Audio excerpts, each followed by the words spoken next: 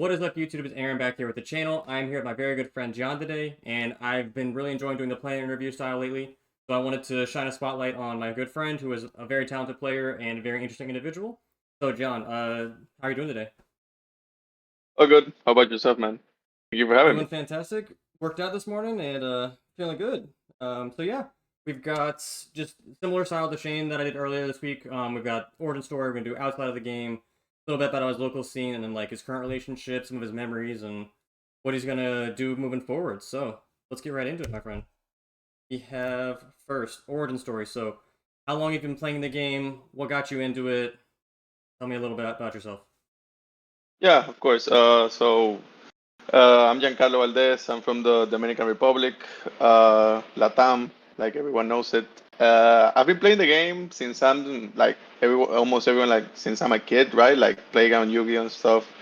But like when I was like 13, that's when I started going to locals, just like casually. But I got into the game competitively for the 250th. Like that was my first YCS 2.5 years ago at this point. That's how Okay. long I've been playing competitive. And yeah, it's been like a really good ride up to this point. And yeah, what got me into the game, technically, what got me into the game, like to get to play competitive, was like my group of friends here in the DR, like the store owner Esteban. That's one of my best friends. He was like, guys, I think we need to go out, play YCSs and stuff. And that was like something that was like so far out of my head. Like when I was a kid watching YCSs, I never thought I would be able like to go to an event of that size, right? Like that would never cross my mind. But like when I actually went to the 250th, saw everything for the first time. I went to Bogota. That was the 250th, Bogota, not Los Angeles, Bogota. Uh, and that was a pretty cool experience. And after that, I just wanted to keep playing, wanted to do more. That same year, I won like my nationals, so I got my trip paid for like for the WCQ. So that was also like a really good experience when I went to my first WCQ that I got to play the playoff and the main event. So yeah, that's what actually got me into like competitive Yu-Gi-Oh. Mm-hmm. And if I watch the show, of course, I watched the show when I was growing up. GX is like my favorite one of Yeah. all time, and it's like my favorite character is. I always say Jaden because I love the guy, but it's probably Sane, being honest. Yeah. A little bit of villainy. I wouldn't say so, but just like he looked so cool to me growing up. So yeah, Yeah. For me, I think it's probably 5Ds and use. I'm not sure which character, but 5Ds has like just really cool storyline, especially like the first few seasons. I think it's really good. GX is my second favorite. I think those very good for the game's growth, and then everything since then hit or miss. But we had a really good yeah, first three series, and that kind of is what's carried the game for a while. So it's nice to be able to yeah. look back When fondly it on all that. kind of went downhill after that. Yeah. There's their highs and lows, obviously. So yeah, next we've got outside of the game. So what do you do? Other hobbies? Any other TCGs? Like what do you do in your spare time when you're not obviously no life in Yu-Gi-Oh? Yeah, yeah, yeah. My other hobbies mainly, I practice Brazilian Jiu-Jitsu, BJJ. I've been practicing for a long time. I've been practicing for like 10 years. I'm a brown belt. I'm soon gonna get my black belt, so yeah, that's good. That's my main hobby outside of the game. Any other TCGs that I do, I play. I've been playing One Piece. I enjoy the game. I just think it's too slow. It's too log based. I like it from time to time. Like I Yeah, like playing like green yellow law decks. Like I actually have different stuff to do, but like the big 10 drop decks, like you're gonna do the same thing every time. I just hate. So yeah, that's why I don't enjoy it as much. I've been getting into Pokemon lately, and I've kind of been enjoying it. Not gonna lie. yeah.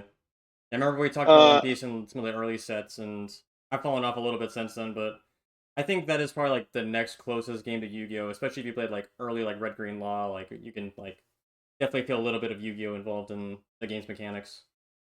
yeah, yeah, I'd say so as well. And for my favorites, like my favorite book, it's called The Compound Effect by Darren Hardy. I just love that book because like you can apply that to everything in life, like Yu-Gi-Oh, work life, your family, finances, everything. I just love that book. My favorite show of all time, it's Avatar, The Last Airbender, by far. I watch it probably every year. Like Yeah. Very good one. Yeah. And my favorite movie, uh, probably people always tell me that this is kind of weird. But it's probably Pulp Fiction. I just love that movie. Classic. And yeah, yeah. And my favorite video game, like I was talking to Ryan a bit before we started the video, is Age of Empires 2. I love RTSs. I love games that you need to actually grind the fuck. I was gonna curse, sorry. That you actually need to grind the heck out of them, like to actually get good at them. And yeah, I really love Age of Empires 2. Yeah, right before we started recording, I was typing this up, and you mentioned AOE 2, and I was like, oh my god, like that was the game that I played growing up, and over the past like 6 months, I've been grinding it out as well. So it's cool. I think we're gonna play sometime in the near future. He'll definitely mollywop me, but it's gonna be a fun time to play with each other. So yeah, we've got. Tell me a little bit about LATAM Yu-Gi-Oh. So you mentioned you're from the Dominican Republic. What events do you Yeah. have locally? What regionals are there like in your area? So yeah, tell me a little bit about it. Yeah, like the events in my country are not that big. It's like 150, 100 people normally, like for regionals and national championship, because it's a small community. We're a small country. But what I can actually say, it's like we're a super competitive like community. Everyone tries to play meta. Everyone, like if you're at like 150 people tournament, you expect like at least 120, 130 people playing the top decks. Actually, so like everyone's actually like really invested into the game and really enjoys the game. That's what I love about the community. Like everyone like tries to actually play at a high level if they can. We have really good high level players, like a couple that I would say they're like YCS topper level, and even a couple I'd say like can win events, but they don't get to travel as much just because of visa problems and money stuff. It's like not as easy for us in an island in the middle of the Caribbean, right? Yeah. That's why I say I'm like a privileged person when it gets to that, because I've been able to like travel a lot. Been to a couple of WCQs, been to Worlds, so it's something that I'm always gonna be grateful for. Uh, and like in the region in general, I think Yu-Gi-Oh! It's at a pretty cool spot. Like in my region, we have Mexico and all the countries from Central America. So like second to the US, Mexico is probably the place with the most players in the world. Nah, technically not, but like in America, I mean, Yeah. Mexico is like the second place with the most players in America. Yep. Like YCSs in Mexico City are like 1,500 people, Yeah, they're 1,400 massive. people. It's like big YCSs. So like in my region, we have like a lot of players. Like it's not as easy for everyone to get like top decks in. That's why the meme is like LATAM tops don't count, right? Like Right. we have all heard that, but it's like it doesn't make much sense. Yeah, like most people, like the amount of, how do you say, like the salaries are not as good as in the US, so it's like not as easy for everyone to travel or like get all the cards they need for the deck, and not everyone can be a sponsored player, right? Mm-hmm. But like people really love the game in the region. I'd say like and like the love Latam people put into the game. I don't think it's comparable to anywhere else in the world, because we're probably the region with like with the most difficulties in terms of like being able to spend money on the game, just because of the brackets we're in, and like people just love the game. So yeah, that's what I love about my region. And yeah. Also something like my qualifying for Worlds last year. I qualified for Worlds in 2024 through my playoff.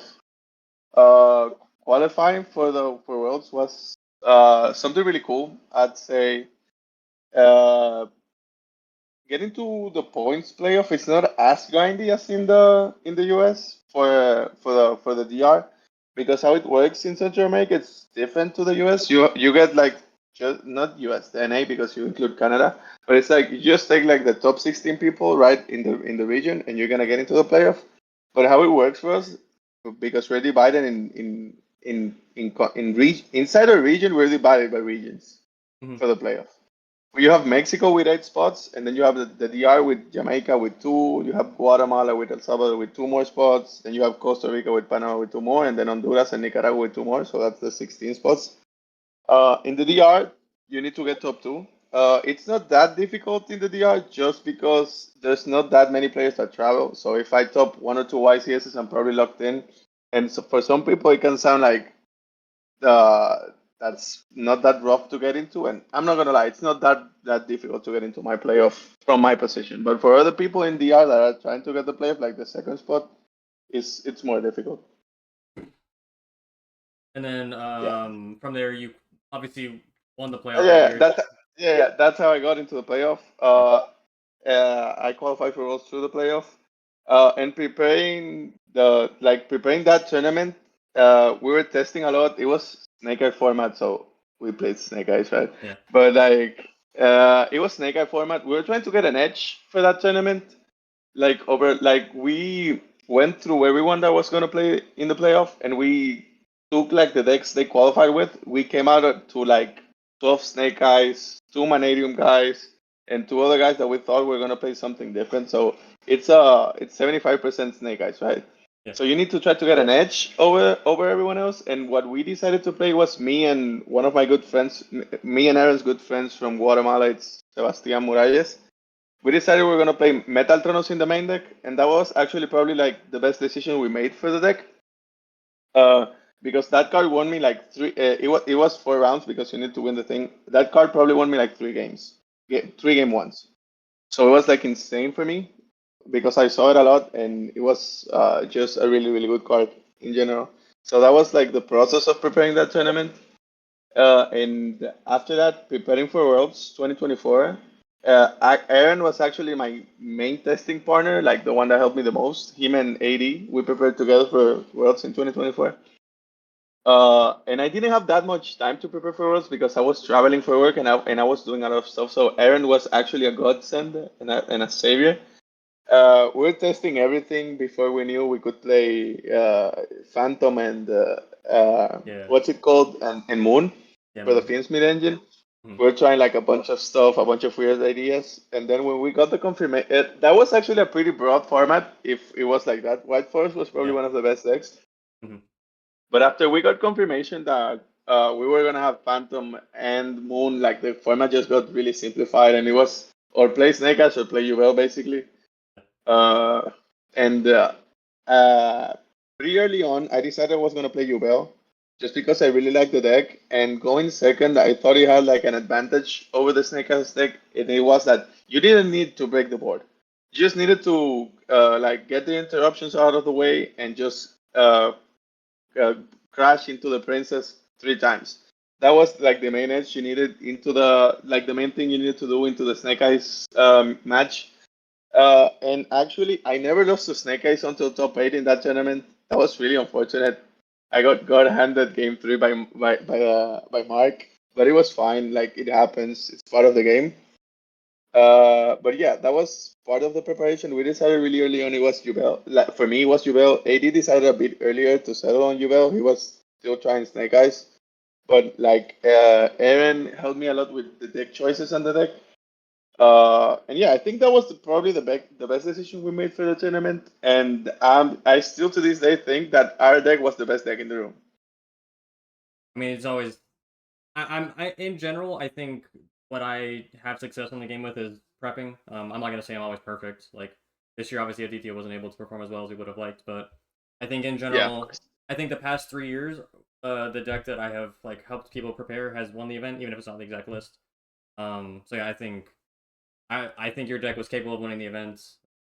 Yeah, Yeah, you're obviously very capable of winning the event as a player. Like you have found success in Central America. You started playing 2.5 years ago, and within a year and a half, you went to Worlds, and we're gonna see you on the world stage hopefully again in the near future. Obviously, this year you I think top 8 CAWCQ, correct? yeah. CIWCQ. I lost in top 8. I needed 2 more wins to get the spot back, but we couldn't run it back. But we're back. We're running it back next year. We'll talk about that a little bit later Yeah, in yeah, the we'll see. video. Great. Alrighty, so whoops. Well, so what is your current relationship with the game? How much time are you investing? How has that changed over time? Like where are you currently at with you? At the moment, I'm investing at the generous amount of time because I'm grinding Master Duel. Master Duel is my main focus for the next season, like 100% because I want to do I want to qualify for Master Duel Worlds. That's like my next goal in the game. So I've been investing. I don't want to say how much hours a day, but there are a lot. But like I need to balance work and playing like during the week. So like during the week I'm not playing that much, but like weekends I'm going nuts. Uh, and I also enjoy the TCG at the moment. I enjoy the TCG really much at the moment. I'm playing Yomi. I just think it's like the most consistent deck, and that's always the thing I've liked the most about the game, playing consistent decks. Having games that I know how they're gonna go. I just like playing consistency and having that consistency throughout like my games, right? Yeah, sure. My current testing process, I mostly like for TCG, I mostly do theory because I don't have that much time to play. Like, I hate playing on TV. I said this to Aaron last year when we were prepping, and I don't have that much time to like test IRL, right? Like from time to Yeah. time, I'll do some remotes and stuff with friends, but like I don't have that much time like to go to the store as I would like to do infinite matches with my with one of my main testing partners here in the DR that I only test with him because I trust his deck building and his knowledge about the game.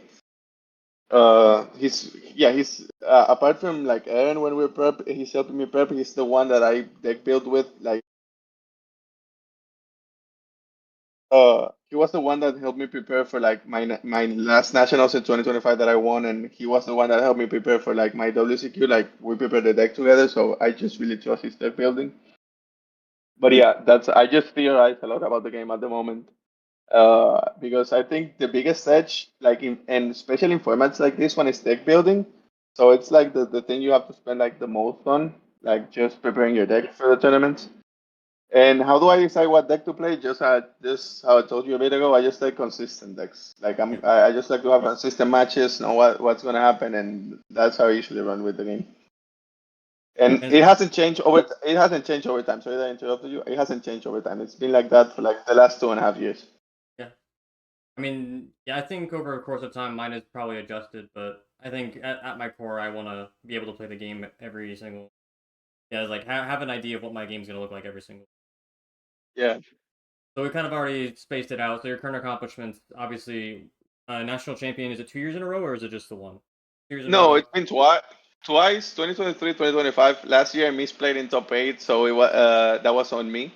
Yeah. Uh, I have 5 YCS stops. Mm. Uh, I topped Orlando, Medellin. Yeah, I have like 5 YCS stops.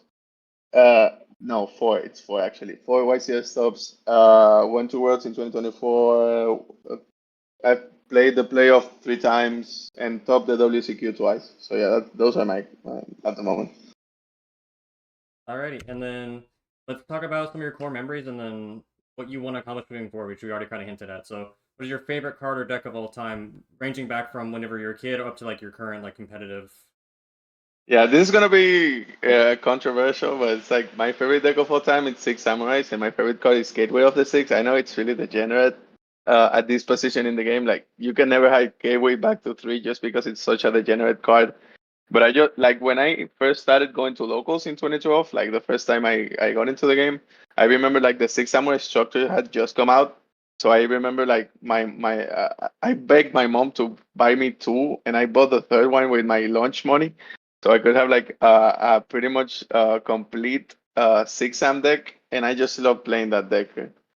And my best remembered format, I think the format I've enjoyed the most, and this is probably not a lot of people's like personal opinion, but it's like the 250th format because I just love playing. That was Cash when Yeah, Cash was full power after Tier was hit. Just because Live Twin Sprite is my favorite second deck of all time, and I just love playing that deck into Cash. Like I love the interactions of that matchup, and I also really enjoyed playing against Naturia Runic. I think those three decks are probably one of the most like those matchups are probably one of the most interactive of the last couple of years. Cash was really cancer if it didn't go like when they got to like block all your zones, right? But yeah. it's like there's some you need to make some concessions in some formats. And a format I really and other format I really like a lot. It's toss format. I love playing Salad in toss format, and yeah, it's a really good format for me. And what card would I like to see banned or unbanned? I'd like to see Pot of Greed unbanned. I think at this position in the game, that card can be in the game. No problem. Graceful can never come back. That one cannot. But I think part of it can be in the game.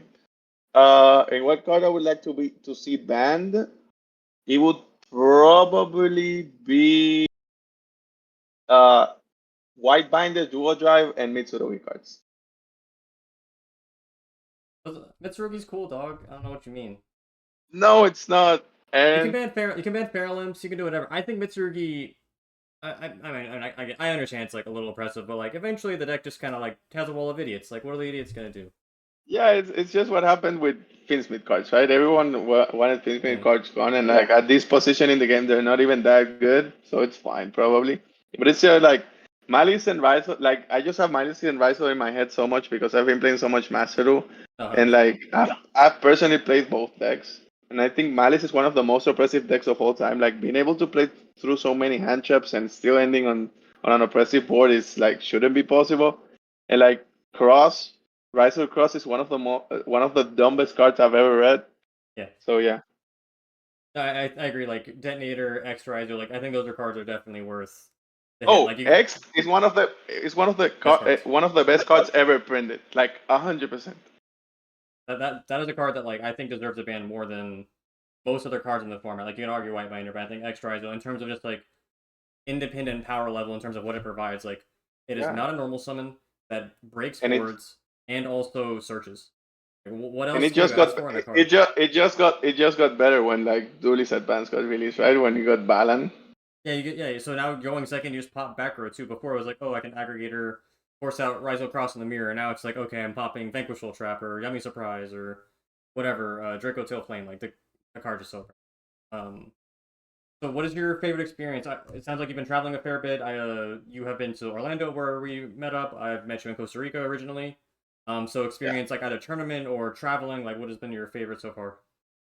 I mean, I'm not gonna lie, my favorite experience was Worlds because it's Easy. just like the highest level of competition and like you actually feel like the I like how Yu-Gi-Oh Worlds works. Like I know you were talking about this in the podcast the other day.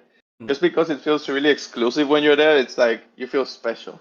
It's not as like Pokemon Worlds, like if you get the threshold, but like I just like that experience because it felt like we were like yeah, it's just like Konami takes really good care of you. It's like everyone's actually like you're being welcomed, everything like that. It's just a really cool experience in general. But apart from Worlds, because it's like, given if you ask me, but like apart from that, I think my favorite YCS experience or like travel experience was Orlando, just because I got to meet up with everyone I know, basically like you, all the boys from the council, all the other friends we have from Latin America, Sebas and Daniel, and like all my friends like Joey and all of those guys. So I think Orlando was probably my favorite YCS experience so far. Yeah, I got to. Yeah, so we originally met on an online Discord, and then I traveled to Costa Rica. We met there, and second time we ended up meeting was in Orlando, where yeah, we met like pretty much our entire online Discord was there. Yeah. And then obviously all the Central American guys as well, which is really rare for us all to meet up together. So it was probably one of my favorite events as well in terms of just like everyone that I wanted to see was there. It was really cool. So yeah, now Yeah. that we're towards And the end. Oh, sorry, what's up? no, I just was going to answer the last question, like Oh what do yeah, I want to please. accomplish Yeah, or go for it. experience forward. Yeah. My next, like I said a little bit before, the next thing I want to accomplish is qualify for Master Worlds. Uh, it's probably one of the things that I want the most at the moment. It's just being able to play the 3v3 format. I really enjoy. I really love like the 3v3 format they have for Master Worlds and like the short carpool thing. It's like just gives like not necessarily this year because everyone knew you were playing Ryza and Malice as the main two decks, right? And like last year, everyone knew you were having a Fire King and a Ubel deck. But like, I think for next year, we're probably gonna be in Justice Hunter format or something similar to that. So it's like I think that's a really good format to like. You know, you're gonna have one of each deck, but it's just so interactive that I think it's gonna be a really cool Master Worlds. Uh, and yeah, that's my main goal for next year. And this season, I want to win a DC Cup. I'm grinding my ass off to make that happen. I don't know if it's gonna happen because it's probably I'd say it's one of the hardest things to do in YGO. I think it's harder than winning a YCS. Not gonna lie. Probably the hard in terms of just like mental stamina, quality of competition because like it's worldwide. Like Yeah.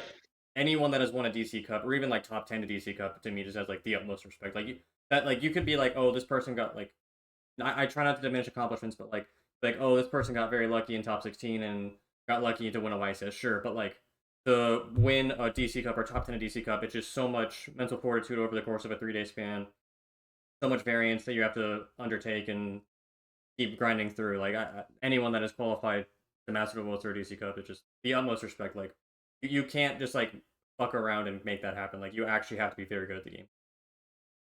Yeah. Yeah. I agree 100%. And yeah, that's basically my plan for the next year. Try to win a DC Cup. If I don't end up winning a DC Cup, I'm winning my regional qualifiers. Believe But in it. yeah, that's Yeah. that's the goal for the next year. Alrighty, bet. So hopefully I will see you at Worlds, if not at a North American or Central American event in the next few months.